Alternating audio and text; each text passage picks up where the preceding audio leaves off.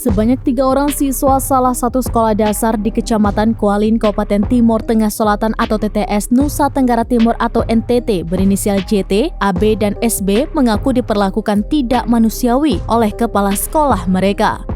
Ketiganya disuruh menjilat tembok, menjilat kaca, menjilat pintu sekolah, dan makan serta menelan kertas buku.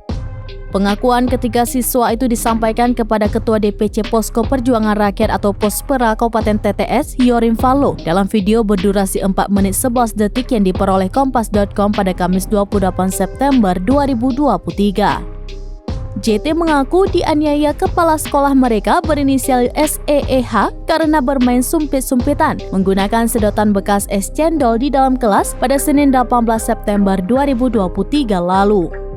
Dia menuturkan kejadian itu bermula saat mereka keluar sekolah. JT, AB, dan SB masih berada di dalam kelas dan bermain sumpit-sumpitan. Teman-temannya yang lain lalu memberitahukan hal itu kepada SEEH. Sang kepala sekolah lalu memanggil ketiganya berdiri di depan sekolah dan mencontohkan cara bermain sumpit-sumpitan. JT mengatakan jika tidak menelan kertas, maka ketiganya tidak akan pulang sekolah. Saat diperlakukan seperti itu, semua teman-teman mereka menyaksikan langsung. Tidak hanya sampai di situ, JT dan SB pun dipukul menggunakan kayu. Selain pakai kayu, JT juga dipukul menggunakan tangan berulang kali di tubuhnya. Karena tak tahan dipukul, JT akhirnya menangis.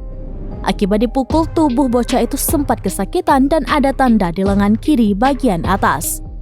Orang tua yang mengetahui kejadian itu lalu bersama JT mendatangi markas kepolisian sektor Kualin TTS untuk membuat laporan polisi.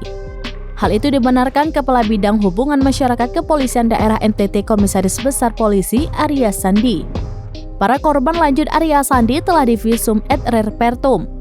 Saat ini polisi sedang memeriksa sejumlah saksi dan rencananya memanggil terlapor untuk dimintai keterangan.